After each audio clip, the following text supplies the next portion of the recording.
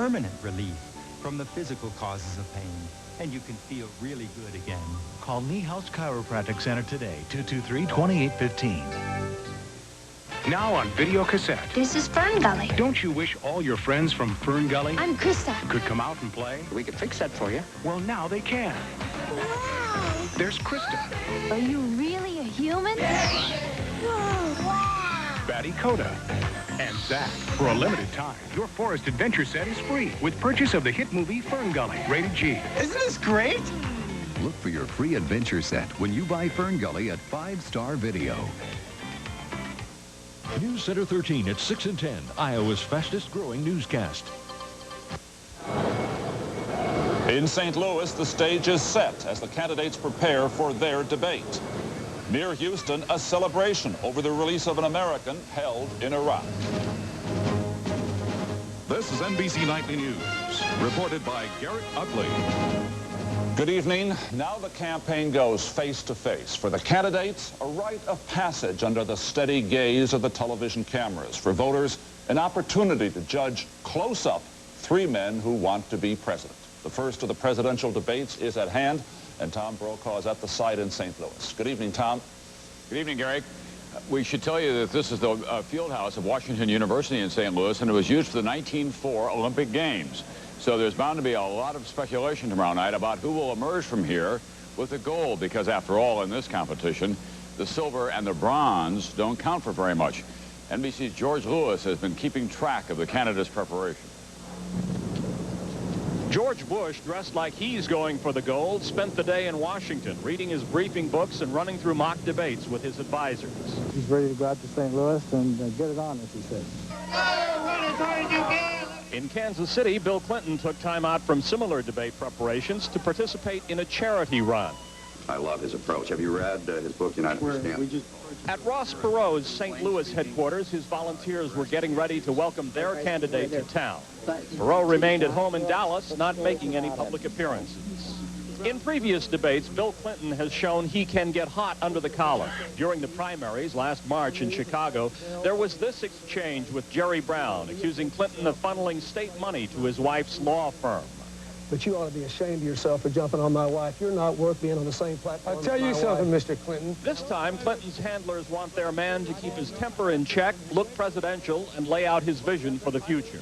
George Bush's task will be to persuade people he's more trustworthy than Clinton. Look for him to slip in a few references to his war record. I was a 20-year-old kid, shot down and scared to death, lost 2 comrades in arms. At Washington University, the debate site, preparations are in high gear. Some observers see this as a major crossroads for George Bush in his attempt to get out from behind Clinton in the polls. But one political science professor here at the university sees it differently. So I see that people in the Bush camp talk about this being a make or break opportunity. I think if this is what they're really depending on, they're probably in trouble. In the past, the debate performances of presidential candidates haven't altered their standings in the polls all that much. But don't tell that to the guys who will be here tomorrow night. They're treating this as a very high-stakes game. George Lewis, NBC News, St. Louis. Garrick, we have a few additional facts and figures about this debate. There will be about 600 people in the hall here. Those tickets have been divided among the 3 campaigns, and 100 students from the Washington University student body population of 11,000 were chosen by lottery to be here tomorrow night as well. Those lecterns, 48 inches high. The men will stand 97 inches apart, and we know that you'll find this important.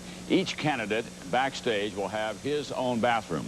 Bill Clinton's was already in place, but for George Bush, they had to put in a new bathroom by drilling some holes in the floor.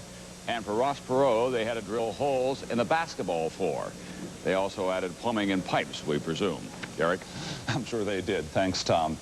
The week leading up to the first debate was a rough one for the 2 principal candidates. In the eyes of many, George Bush was questioning Bill Clinton's patriotism, while Clinton said the president is desperate. And then, of course, there is Ross Perot. This was the first full week of his formal campaign as he tries to regain his support and credibility with the voters. On Monday, Perot was up early for an appearance on NBC's Today program. I will be very active. My whole nature is to stay close to the American people. Being active and staying close to the people did not mean going out and campaigning, but rather spending more than $1 million of his money for television time. This half-hour program on Tuesday night attracted 16 million viewers as Perot discussed the nation's economic problems in detail. 70% of that $4 trillion debt is due and payable in the next 5 years. Along with the facts was the familiar Perot style. We now know what we have to do. The next step is let's just go do it. But in fact, Perot did not talk about what he would do to solve the problems. Instead, he asked voters to read about his solutions in his book, including a steep increase in the gasoline tax, a limit on high mortgage deductions, and some cuts in Social Security benefits. His campaign originally said Perot would offer his painful solutions in a second broadcast last night. But we got an enormous feedback from the program that it was not only was it good, but people who didn't get to see it wanted to see it, and people who saw it wanted to see it again. And so they did again last night in a rerun. We now know what we have to do. The next step is let's just go do it. This week, Perot also began running short TV commercials. The issue is the economy, and it is a time that demands a candidate who is not a business-as-usual politician. Perhaps, but this week, like the other candidates, Perot avoided saying the things that might turn off voters. The test of whether he will talk openly about what he has written should come in the debate tomorrow night. And there are 24 days until the election. Perot's dilemma is not really new. Candidates who have proposed tough measures before have paid a high political price. Walter Mondale knows that very well. As the Democratic candidate in 1984, he said taxes would have to be raised. He lost. He joins us now from Minneapolis. Good evening, sir. Good evening. What would you advise Ross Perot to do, to come out and lay it all out in front of the nationwide audience on debate night? I would advise each of the candidates to do just that. This country faces some very, very deep challenges. They're not going to be easy. It involves heavy lifting. It involves some hard news. But most Americans, I think, agree that things aren't going well. And so we better talk about the real issues, and I think that's what I hope tomorrow night's debate will be about. Well, we know, sir, what the situation is, but again, there is the practical reality of politics. Can a presidential candidate get up and say, I have to raise your taxes or I have to cut these entitlement programs? Well, as you know, I did that, and it didn't work very well. But if you go back to 1984 and you look at what's happened since then, first of all, I think my prediction was right. They did raise taxes. And secondly, the failure to deal with that budget deficit has now turned it into an enormous national burden that's going to take years to solve. So I think all these candidates ought to be addressing that problem. But again, we come back to the question, we want to have politicians, candidates telling us the way, the reality, the way it really is. But do we really want to hear the solutions? We say we do, but do we want them? Garrick, I don't know. But I know that if we're going to solve our problems, we have to be mature enough to know that our nation must deal with problems just as we do in our personal lives and in our communities. And it begins with a nation willing to accept the tough truth. If we can't do that, I don't see how we're going to make it. And we'll see what happens with the candidates tomorrow in the debates. Walter Mondale, thank you for being with us from Minneapolis. And now to the vice presidential contenders. They will debate on Tuesday in Atlanta. And particular attention will be focused on Dan Quayle and Al Gore on how they help or hurt their presidential candidates. Here's Tom Pettit. Senator Gore has been on the attack, striking out at the Bush-Quayle economic record. There are actually fewer jobs now in the private sector than there were 4 years ago. Don't you ever vote for Bill Clinton, vote for George Bush for 4 more years. Dan Quayle has been the point man for George Bush on conservative issues, trying to rally the Republican faithful. The next president of the United States of America, our neighbor, Bill Clinton. Gore had been a warm-up speaker for Clinton, but he also tried out a blistering attack on Bush foreign policy, on Iraq and the Gulf War. George Bush wants the American people to see him as the hero who put out a raging fire. But new evidence now shows that he is the one who set the fire. Later, Clinton started using these themes himself. When I met Quayle has led the attack on Gore's position on the environment. I don't believe that the American taxpayer ought to be soaked $100 billion to pay for the cleanup of third world countries. The vice presidential campaigns will go on the back burner for a while now. After a quick trip to Ohio today, Quayle will be spending most of his time preparing for next Tuesday's debate. And so will Gore. Politicians remember the 1988 vice presidential debate with Lloyd Benson. Jack Kennedy was a friend of mine. Senator, you're no Jack Kennedy.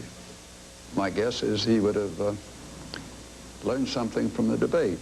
Even before Perot named James Stockdale as his running mate, Quayle had been trying to lower expectations about the VP debate.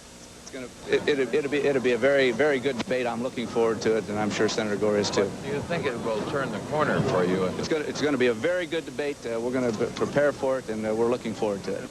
Today, Gore campaigned in Tennessee and Quayle in Ohio. This is like answering the first question at the debate. After the debate, their role will become less important as attention shifts back to the top of the ticket. Who said gutter ball?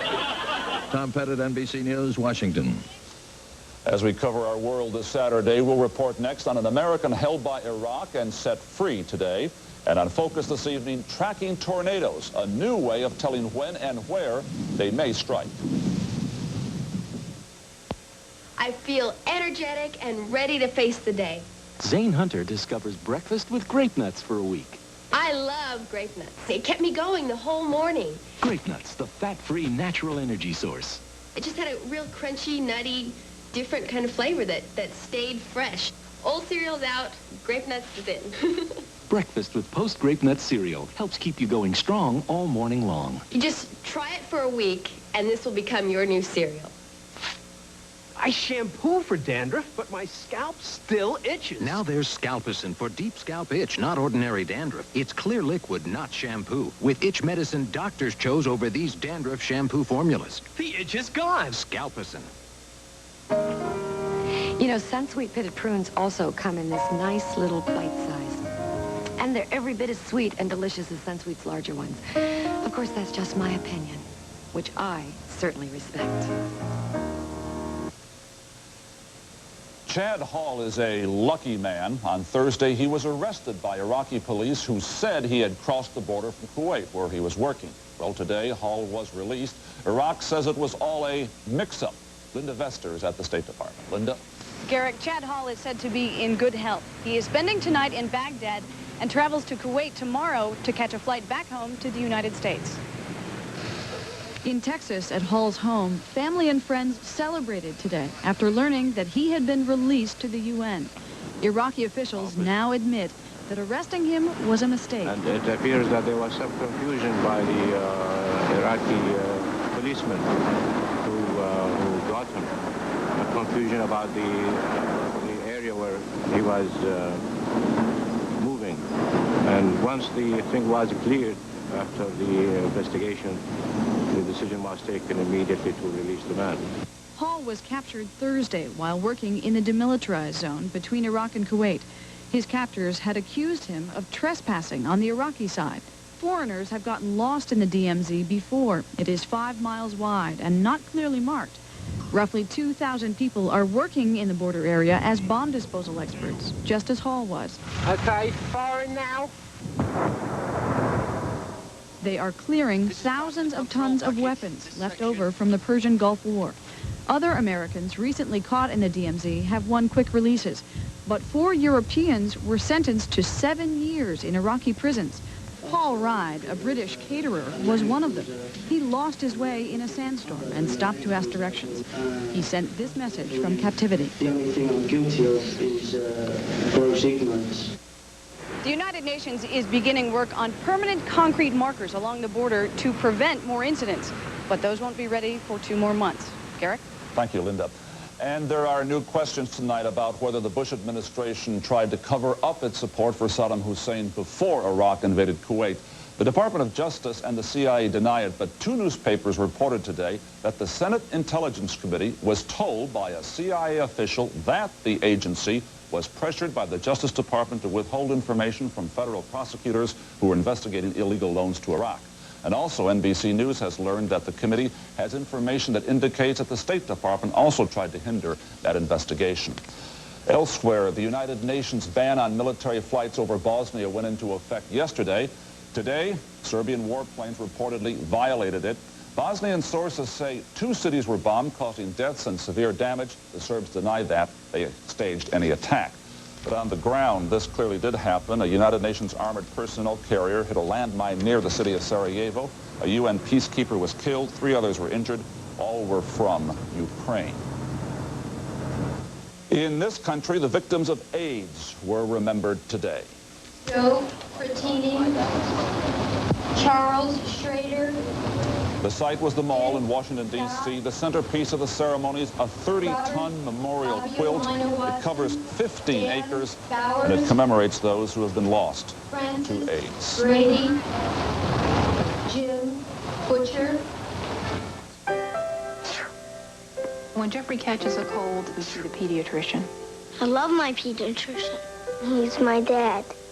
He recommends Dimetapp Elixir. Doctors have recommended the Dimetapp brand over 200 million times. It relieves sneezing, nasal congestion, runny noses. And Jeffrey really likes the great taste.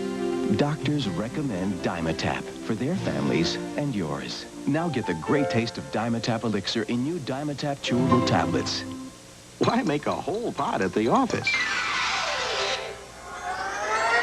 Try Folgers Coffee Singles, made with ground roast coffee and its own filter for one freshly brewed cup.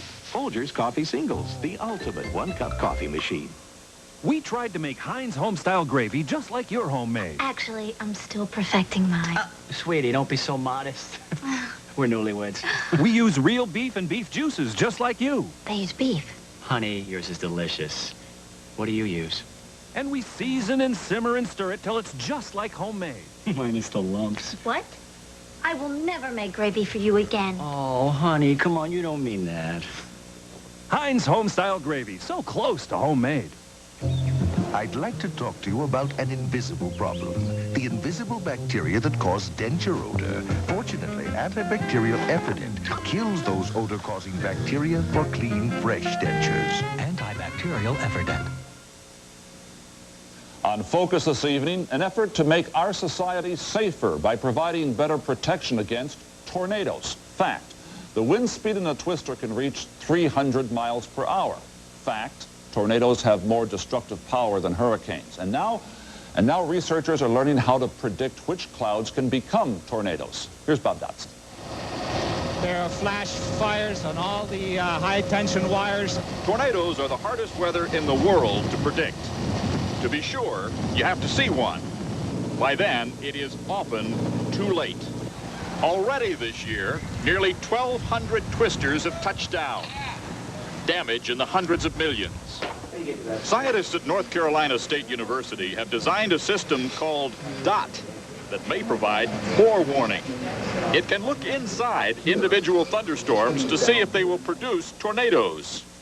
A satellite takes pictures as clouds develop. Those images are fed into a computer that measures the gusts, then calculates what will happen quicker than winds can begin to twist. In one case, the computer indicated a tornado 2 hours before it formed.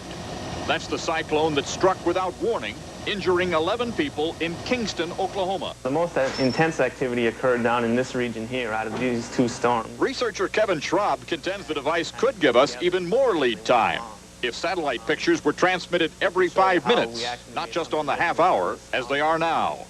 It takes us quite a while to make the measurements, up to 15 minutes for each storm, which in some cases by then there might be a tornado on the ground already. The device was field tested last spring. Researchers found lightning and hail near Dallas, something more dangerous near Fort Worth.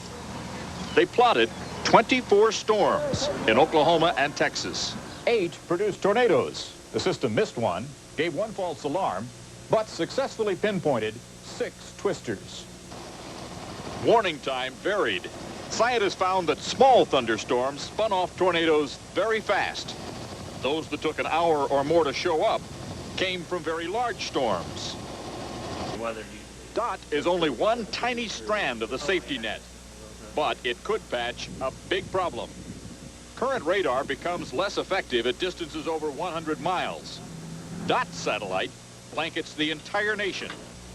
If it proves effective, there would be no more blind spots. You know, we're not there yet, and so unfortunately science takes time, and we're looking at the order of another half-decade.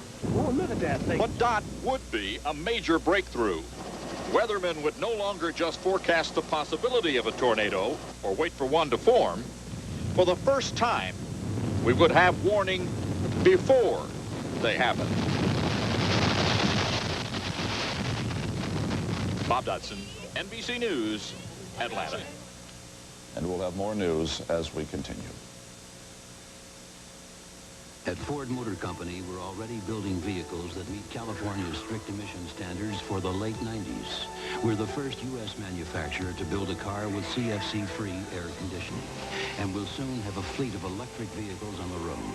For us, designing quality cars and trucks means keeping an eye on the big picture. At Ford, we understand that the quality of the environment is one of our greatest responsibilities. Ford Motor Company, quality is job one. It's working. In 1908, one of the favorites in the great New York to Paris race was a motor car built by Siemens. That was then. This is now. Today, Siemens builds over 700 automotive products, from fuel injectors and microprocessors to halogen headlights. Siemens, creating technologies to keep America and the world moving in the right direction. Siemens, precision thinking. Vittorio! Ciao!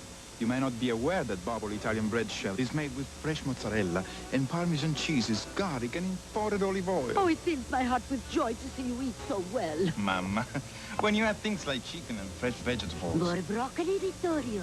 You have created your own magnificent pizza in just 8 minutes, huh?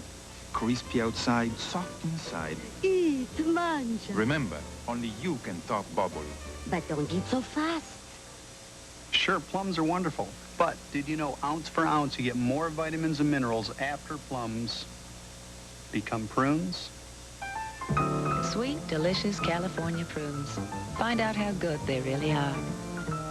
Now, Miracle-Gro plant food comes in easy-to-use houseplant spikes. Just use this free aerator, then slip in the spike. It'll feed continuously with Miracle-Gro for up to 60 days. New Miracle-Gro spikes for more beautiful houseplants. In case you missed it, there was something spectacular in the sky last night. A huge meteor shower seen in 9 eastern states, including Virginia, where it was captured by a home video camera. Tonight, they say it may happen again. Pope John Paul is in the Dominican Republic. This year is the 500th anniversary of Columbus's first voyage to what came to be called the Americas. The Pope has acknowledged that European explorers committed sins while colonizing the New World. It is the Pope's first trip since he underwent surgery in July. In this country, remember Cesar Chavez? Back in the 1960s, he led a union drive to organize farm workers in California who had low pay and little power. But then the union lost much of its power. Now it's trying to get it back. Here's John Gibson. Some familiar scenes are back in California grape country. After a long period of quiet, the United Farm Workers Union has led a series of strikes against grape growers and has won several quick victories. These workers won a 35-cent an hour wage increase in one day. The walkouts mark the return of Cesar Chavez's United Farm Workers Union, which stopped field organizing in 1984 to concentrate on a consumer grape boycott. Once again, Cesar Chavez is leading marches in California farm towns. See, we're an industry that's totally against unions. I mean, they plan not like other employees plan to keep the unions down. They plan to destroy these unions. Many migrant workers still live in the fields.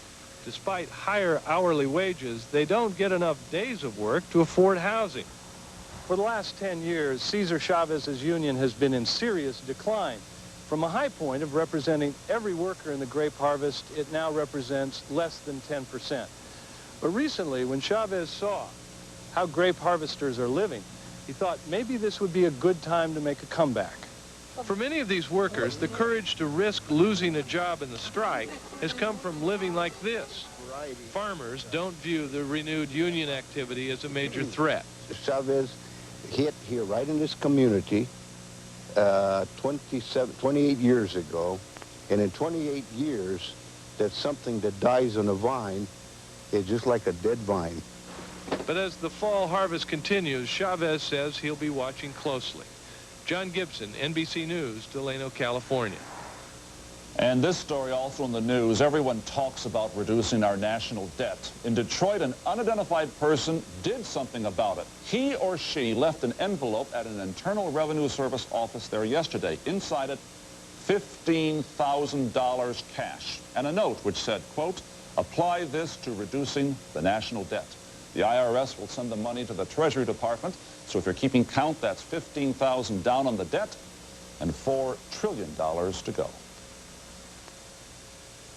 We tried to make Heinz home-style gravy just like your homemade. Can't be as good as Linda's. Her gravy's even better than my mom's. Oh, Randy. We start with real turkey meat, just like you do. Yeah, but Linda's is superb. My mom's was always kind of lumpy. What can I say? Then we season and simmer and stir it till it's just like homemade. This is really good. Like yours. Exactly like yours. Heinz home-style gravy, so close to homemade. Talking now with Margot, who says that she will not freeze with Gladlock zipper bags. No, I like my zipper bags. Well, we sent a remote crew out to your house, Margot, where your husband, Jerry, is about to replace the new throw pillows in your lovely sofa with either your bag full of chili or the Gladlock bag full of chili. Of course, only Gladlock has the yellow and blue make green seal, so you know it's closed. Your bag doesn't have a green seal. Use the Gladlock, Jerry. The Gladlock. There's something wrong. I can't hear what she's saying. Use the Gladlock. No, wait, be careful. I only hear... When it really counts, only Gladlock has the yellow and blue make green seal. Now at Red Lobster. Well, we've got a new special tonight.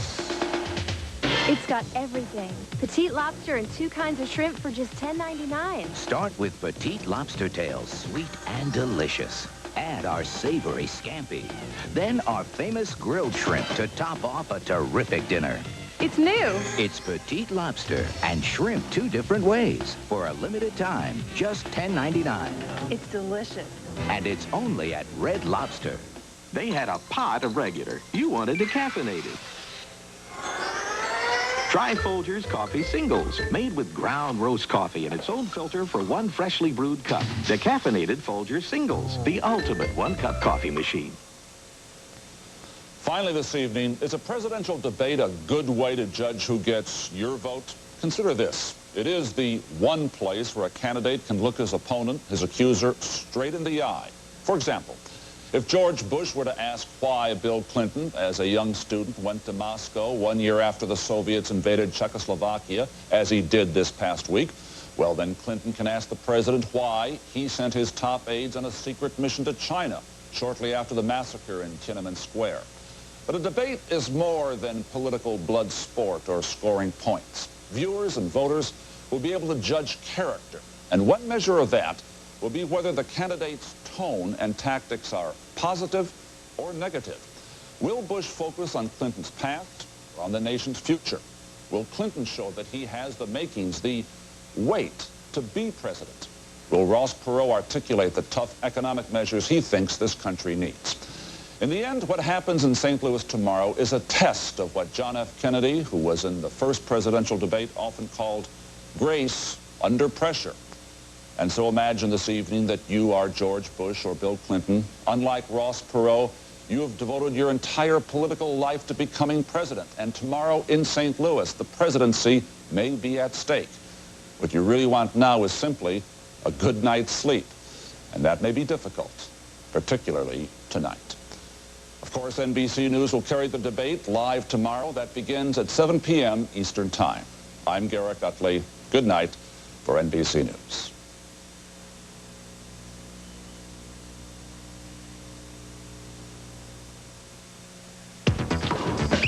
Mighty Ducks move over. On Here and Now, Coach Malcolm Jamal Warner has his team pumped. What's play number 1? Then, television's most unusual family man is an inspiration to kids. Don't you guys want to win more than anything? Out all night, NBC tonight. A Dateline expose. Go undercover and see how this woman was able to bring down a Japanese spy ring. And no one knew about it. Dateline NBC Tuesday. Coming up next from News Center 13, thousands dreaming of millions. A record jackpot in tonight's Powerball drawing. Ticket sales have been brisk. I'm Mary Mills. I'll have a live eye report. A massive search for a 3-year-old boy ends on a happy note in Boone County. We'll have that story. And a nail-biter in Iowa City, but the Hawkeyes pull it out over Wisconsin. Pat has all the day's college football action and Scott Mayo with a fall-like forecast. All next on the news at 6. We didn't ask for it. But unless something is done, every household in Polk County is going to pay higher property taxes just to keep prairie meadows like this empty. At least now you have a choice. You can continue to pay for prairie meadows, or you can vote yes to pass Public Measure A.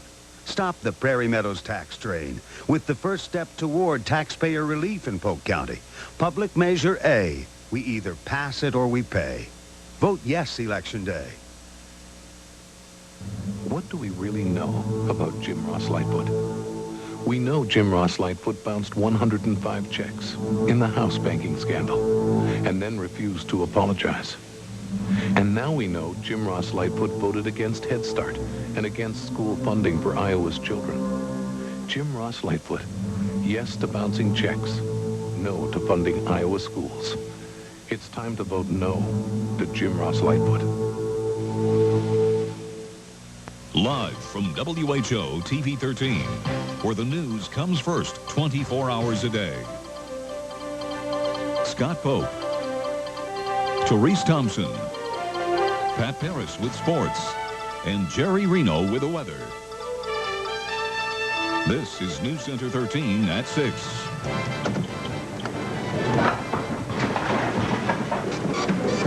Lotto machines all over the state working non-stop tonight. Powerball players taking a shot at the game's biggest jackpot ever. Good evening. The odds are against them. But the thought of $30 million has people standing in long lines with money in hand tonight. The jackpot for tonight's Powerball lottery game is the highest in the game's history. After Uncle Sam takes his cut, the lucky winner will receive $1.125 million every year for the next 20 years. Ticket sales end at 8 o'clock tonight. Now, with 2 hours to go and counting, folks are in the stretch trying to get what they can. News Center 13's Mary Mills is with the Live Eye. Mary, how's it going? Well, Teresa, I'm told that things here have been nonstop for most of the day. In fact, they say that at this Dolls, today alone, they've sold 2,200 Powerball tickets. They say that's 3 times more than usual.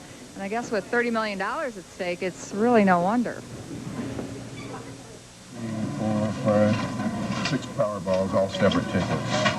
They couldn't buy them quick enough. Here at the Dolls on Merle Hay, the line for Powerball tickets was at times a dozen or more deep. Some bought a handful of tickets. $30. $30? Well, 25, 5 on Iowa. Others left with one. I'm going to spend $1 because I've got one chance in 52 million of winning, so why invest more than $1? Everyone had their own strategy. I just pick birthdays. My family's birthdays and my friends' birthdays. I just don't usually, I just take what the machine gives me. And, of course, most of the people we talked to say they'd have absolutely no problem in deciding how to spend that $30 million. Bills, vacation. Early retirement for my husband and I. That would be nice. They'd take care of it, huh? Yes. Okay. Even a piece of it would take care of it. But given the odds, most are fairly realistic. Slim to none. Why is that? Oh, I never win anything, but it's worth a try. I guess that means don't quit your day job. Incidentally, that Dolls we were at over there on Merle Hay is one of the top 2 sellers in Des Moines. I guess several months ago they had a winning streak over there, and that probably has something to do with it. It'll be interesting to see what happens tonight. Therese? Actually, it's me, Mary. Everybody trying to get an advantage there, aren't they? Thanks. I guess they are. And remember, the drawing takes place at 10 o'clock tonight. We'll have the numbers just before the beginning of News Center 13 tonight at 10 o'clock. The Lifelight helicopter and crews from local fire and sheriff's offices were all out searching this afternoon for a Boone County boy lost in a cornfield. 3-year-old Josh Norgard walked away from his family home this afternoon, apparently looking to help with the harvest of his father's crops. The family noticed he was missing around 2 o'clock this afternoon, and it was quite a scare for a little while there. But Josh was found a half-mile from the home near the family combine in a bean field. Well, over 250,000 Midwest Power customers would welcome a lottery win like you could get tonight about now. On Monday, state regulators will consider a proposal to raise our electric rates. The proposal asks for a 5.3% increase. Now, if approved, it would add $1 to the monthly bills of former Iowa Power customers. The increase will not affect former Iowa Public Service customers. Now, IPS merged with Iowa Power to form the new Midwest Power. On the November election ballot, Polk County residents will have the chance to vote on whether they think casino gambling should be allowed at Prairie Meadows. As News Center 13's Courtney Maxwell explains, a group of Polk County business leaders are buying advertising time, urging voters to support that measure. Pretend it's a boat. We won't have to bail it out with our tax dollars. This ad is part of a campaign to promote support for casino gambling at Prairie Meadows Horse Track. The November 3rd election ballot will give Polk County taxpayers a chance to express their opinion on whether they think casino gambling should be allowed at Prairie Meadows. Taxpayers are stuck with the bill for the $40 million spent to build the racing facility. We think it's